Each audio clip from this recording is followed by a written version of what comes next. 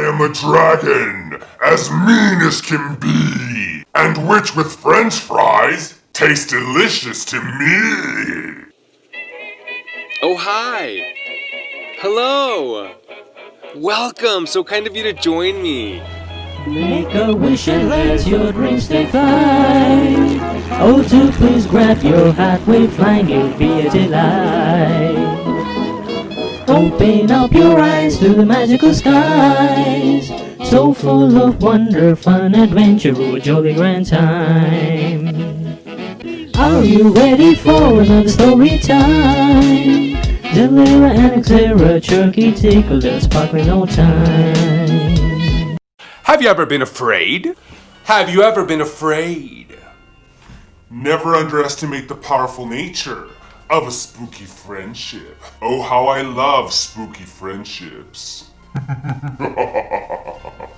Hello, my little witches and ghouls. This brings us nicely to today's book, Broom on the Broom, by Julia Donaldson.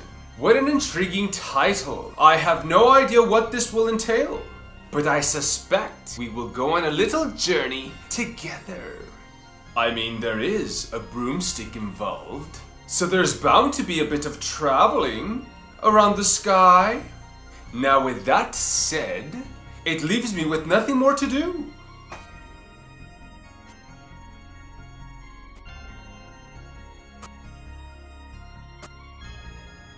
Wow! I really enjoyed going on that broomstick adventure with you all. But before I begin, do you know what time it is? It's time for another story time with Gilbert-Ian. Please don't talk about me when I'm gone. Oh honey, though our friendship ceases from now on. Please don't talk about me when I'm gone. Oh honey, though our friendship ceases from now on. Broom on the Broom. Written by Julia Donaldson. Pictures by Axel Scheffler.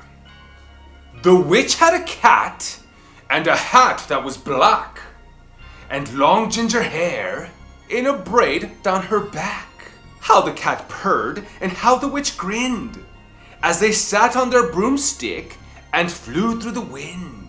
But how the witch wailed and how the cat spat when the wind blew so wildly, it blew off the hat.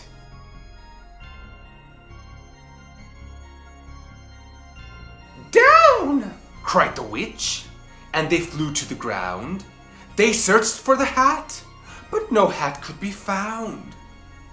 Then out of the bushes, on thundering paws, there bounded a dog with the hat in his jaws. He dropped it politely, then eagerly said, as the witch pulled the hat firmly down on her head, I am a dog, as keen as can be. Is there room on the broom for a dog like me? Yes, cried the witch, and the dog clambered on. The witch tapped the broomstick and whoosh, they were gone.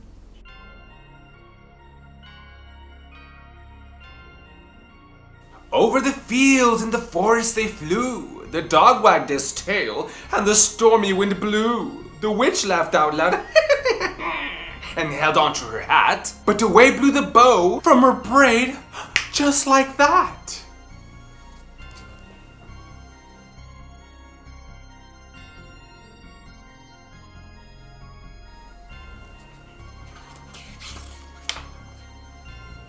Down! Cried the witch, and they flew to the ground. They searched for the bow, but no bow could be found.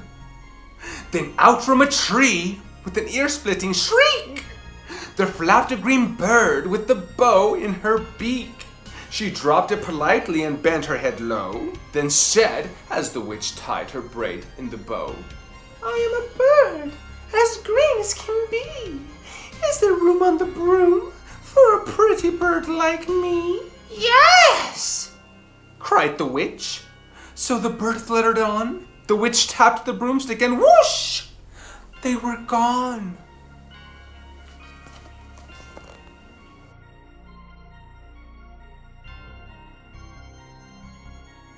Over the reeds and the rivers they flew. The bird shrieked with glee and the stormy wind blew. They shot through the sky to the back of beyond. The witch clutched her bow, but let go of her wand. Down! Cried the witch, and they flew to the ground. They searched for the wand, but no wand could be found.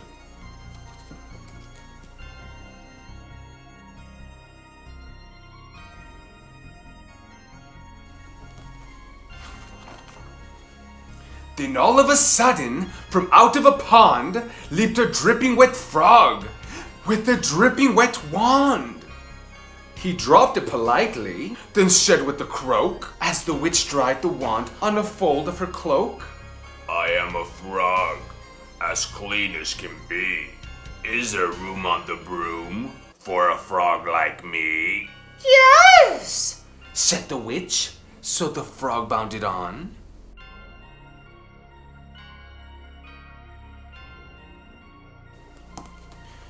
The broom snapped in two!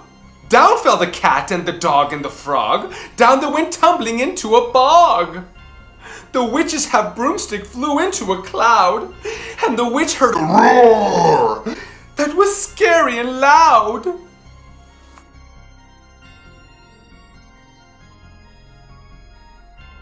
I am a dragon, as mean as can be, and which with French fries tastes delicious to me. No! Cried the witch, flying higher and higher. The dragon flew after her, breathing out fire. Help! Cried the witch, flying down to the ground.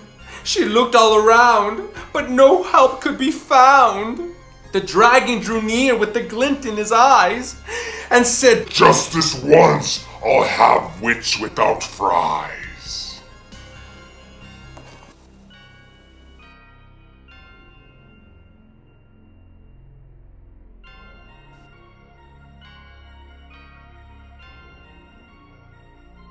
But just as he planned to begin on his feast, from out of a ditch rose a horrible beast.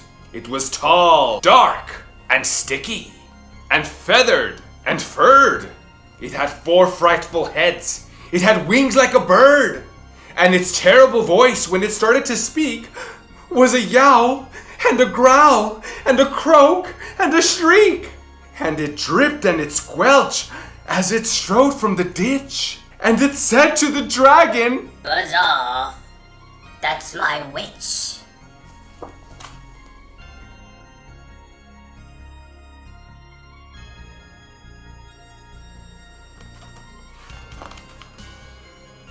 The dragon flew back and he started to shake. I'm sorry, He spluttered. I made a mistake. It's nice to have met you, but now I must fly. And he spread out his wings and was off through the sky. Then down flew the bird, and down jumped the frog, down climbed the cat, and phew, said the dog.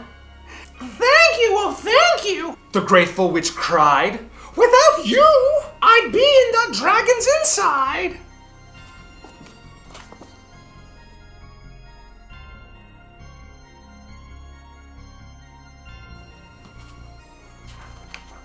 Then she filled up her cauldron and said with a grin, Find something, everyone! Throw something in! So the frog found a lily, and the cat found a cone, the bird found a twig, and the dog found a bone. They threw them all in, and the witch stirred them well. And while she was stirring, she muttered a spell. Ziggity, ziggity, ziggity, boom!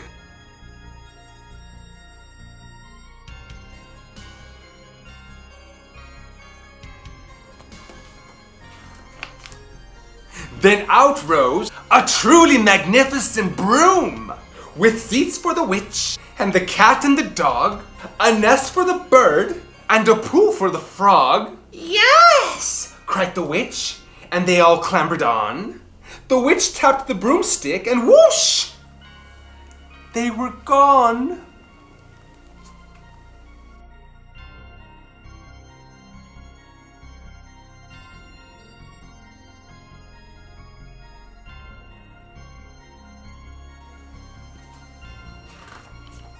My. I have never seen a witch broom quite like that. It is so, what's the word they use these days? Quite modern and accommodating. The end. Wasn't it fabulous the way the witch was greeted by a dog, a bird, and a frog? All these animals helped find the witch's possessions, which she lost during her journey. But most notably, all her new friends helped save her life when she encountered that hungry, dangerous dragon. Her friends were not afraid to adopt a disguise and frighten that nasty dragon away.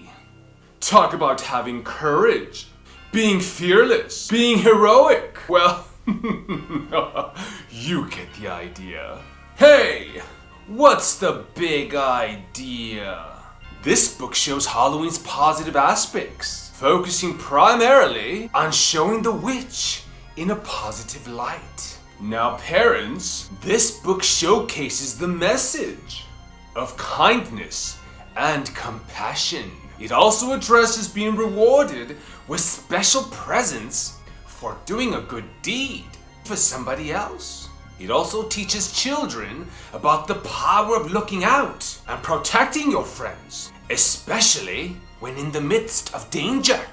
I must also mention how the rhyming nature of this story will definitely keep your child very much engaged. It's a charming magical read that allows children to explore the full range of their imaginations. It clearly details the transition between selfishness and friendship, and all designed to keep your little ones engaged and mesmerized. I envisage your children asking for it to be read on a nightly basis. So, beware.